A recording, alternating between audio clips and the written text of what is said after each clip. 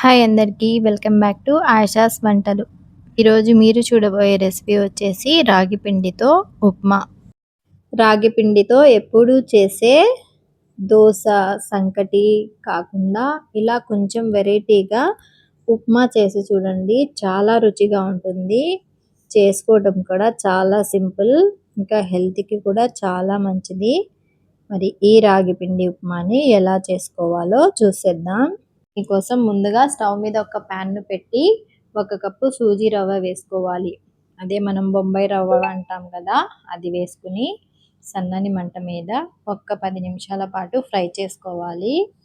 తర్వాత 1 కప్పు రాగి పిండిని కూడా వేసుకోవాలి. ఈ రాగి పిండిని కూడా సన్నని మంట మీద కమ్మటి వాసన వచ్చే వరకు మరొక 10 నిమిషాల పాటు ఫ్రై చేసుకోవాలి.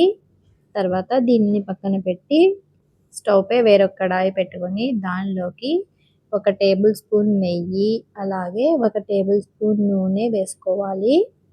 నూనె వేడి అయిన తర్వాత కొన్ని జీడిపప్పు పలుకులను వేసి బాగా దోరగా అయ్యే వరకు ఫ్రై చేసుకుని వీటిని కూడా ఒక ప్లేట్లోకి తీసి పక్కన పెట్టుకోవాలి. ఇప్పుడు అదే నూనెలో 1 టేబుల్ స్పూను పచ్చిశనగపప్పు వేసుకుని ఒక 2 నిమిషాల పాటు ఫ్రై చేసుకోవాలి. తర్వాత ఒక చిన్న అల్లం ముక్క, మీరు తినే కారాన్ని బట్టి పచ్చిమిరపకాయలు సన్నగా తరిగినవి వేసుకుని మరొక 2 నిమిషాలు ఫ్రై చేసుకోవాలి. తర్వాత 1 టేబుల్ స్పూన్ ఆవాలు, కొన్ని కరివేపాకు రెమ్మలు వేసుకుని 1 నిమిషం పాటు ఫ్రై చేసుకోవాలి. ఇప్పుడు ఒక మీడియం సైజు ఉల్లిపాయను సన్నగా తరిగి వేసుకోవాలి. దీన్ని కూడా ఒక 2 నిమిషాలు ఫ్రై చేసుకోవాలి. తర్వాత 1 కప్పు పచ్చి బఠానీలు, 1 కప్పు సన్నగా తరిగిన క్యారెట్ ముక్కలు, 1 కప్పు క్యాప్సికమ్ ముక్కలు, అలాగే 1 కప్పు టమాటో ముక్కలను కూడా వేసుకోవాలి. వీటిని ఒక 2 నిమిషాల పాటు ఫ్రై చేసుకోవాలి. తర్వాత రుచికి సరిపడ ఉప్పు వేసుకుని ఒకసారి కలిపి మూత పెట్టి ఈ కూరగాయ ముక్కలన్నీ మగ్గే వరకు ఉడికించుకోవాలి.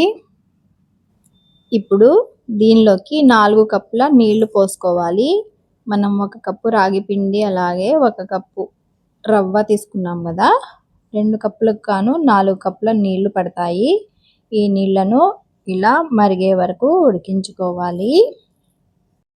ఇప్పుడు మనం ముందుగా ఫ్రై చేసి పెట్టుకున్న రాగి పిండి అలాగే రవ్వను ఒకేసారి వేయకుండా ఇలా కొంచెం కొంచెంగా కలుపుకుంటూ వేసుకోవాలి. ఒకేసారి వేసేస్తే గడ్డలు కడతాయి. ఇలా ఒక 2 నిమిషాలు కలుపుకుంటూ ఉడికించుకుంటే ఇలా దగ్గర పడిపోతుంది.